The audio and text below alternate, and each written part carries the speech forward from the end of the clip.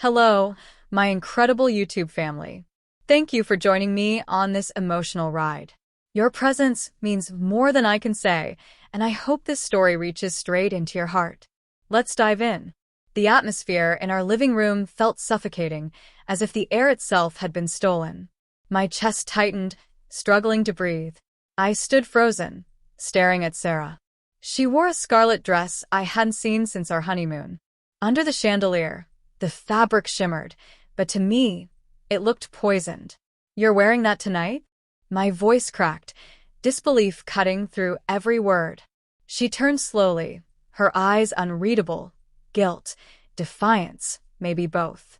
"If you walk out that door in that dress," I said, my throat burning, "don't bother coming back." Her lips parted, but nothing escaped. That silence screamed louder than any confession. I wanted to shout, demand the truth, but my feet stayed rooted to the hardwood floor, the same one we once danced across barefoot, when love still felt eternal instead of sharp. The signs had been there. Small things at first. Her phone buzzing face down on the counter, always at odd hours. Nights that stretched too long at the office. The faint trace of cologne, foreign, not mine, clinging to her coat. I brushed it aside, convincing myself it was work stress. She had just been promoted to senior editor. New deadlines, new people. I trusted her. God, I trusted her. But tonight, the signals were blinding. She had been distant all week. Her smiles brittle, her touch fleeting. She told me she was meeting a client for dinner, and as usual, I nodded. But unease gnawed at me. Maybe it was the way her eyes refused to meet mine, or how she lingered in front of the mirror, combing her dark hair until it cascaded in perfect waves. And then the dress. That dress hit like a fist to my ribs. She hadn't worn it since Santorini, where we lay under the stars and whispered promises of forever. "Where are you really going, Sarah?" I asked, my voice trembling with a truth I wasn't ready to face. She adjusted her earrings, calm on the outside, but her gaze kept flicking to the door. "I told you, Tom. It's just work." Her voice was smooth, rehearsed. But this was my Sarah, the woman who could stare down a boardroom, and she couldn't even look me in the eye. I stepped closer. The wooden floor groaned beneath me. The air carried her perfume, jasmine laced with something sharper, like regret. "A work thing." My voice hardened. "At 9 o'clock in that dress?"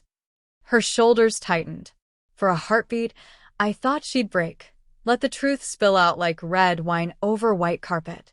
But instead, she snatched her purse. Her heels clicked against the floor as she strode toward the door. "I don't have time for this, Tom. I'll be late."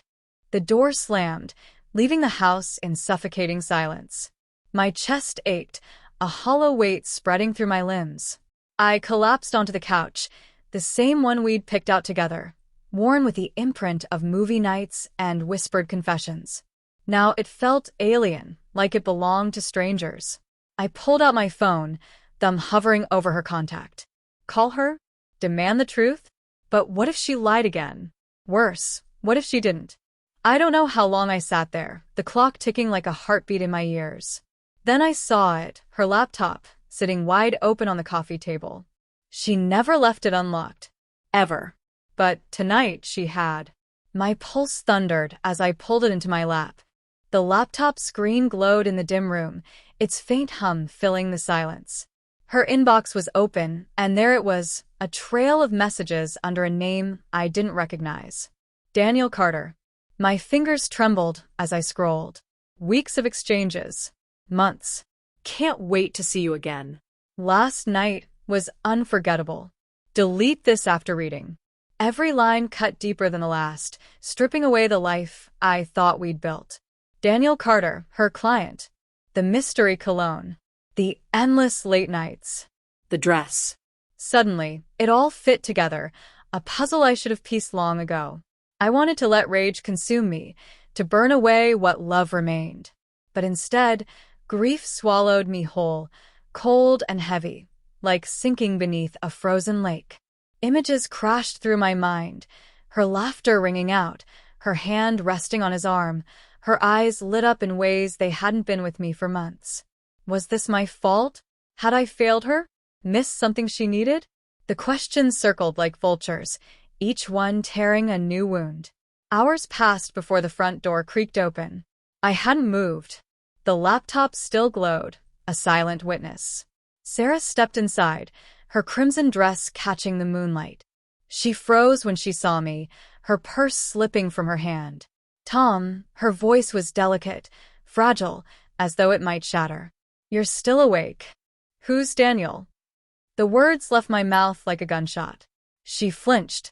Her eyes widened, then softened, shimmering with tears. She didn't deny it. That silence destroyed me more than any lie ever could. "Tom, I never meant for this," she whispered, voice cracking. "It was a mistake. A terrible, stupid mistake." I stood, my voice rising, echoing against the walls. A mistake? Months of lies, Sarah. Looking me in the eye every night, telling me you loved me, while I couldn't finish. The words strangled me, but the worst part was how much I still wanted to pull her into my arms.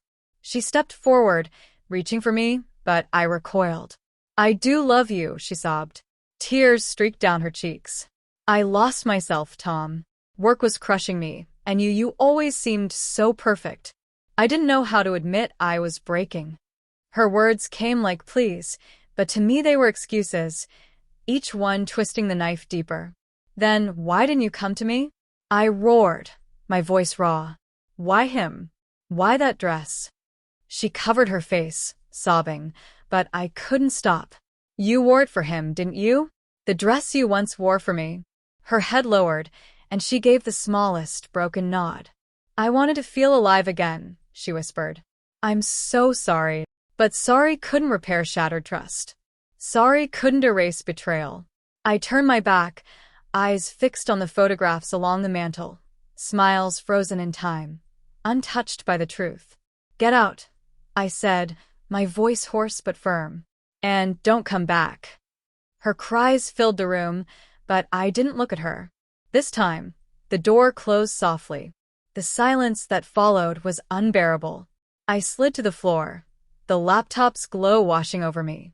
Daniel's words still burned on the screen. Then a notification. A new email. From her. Subject: "I'm sorry." My stomach dropped. I clicked, expecting apologies, more excuses. Instead, it was a single line. "I left something for you in the bedroom." My legs felt like stone as I climbed the stairs, dread pooling in every step. On the bed lay a letter, her handwriting shaky, yet deliberate. "Tom," it began. "I've been lying to myself as much as I lied to you. Daniel was an escape, but you were always my home. I don't expect forgiveness.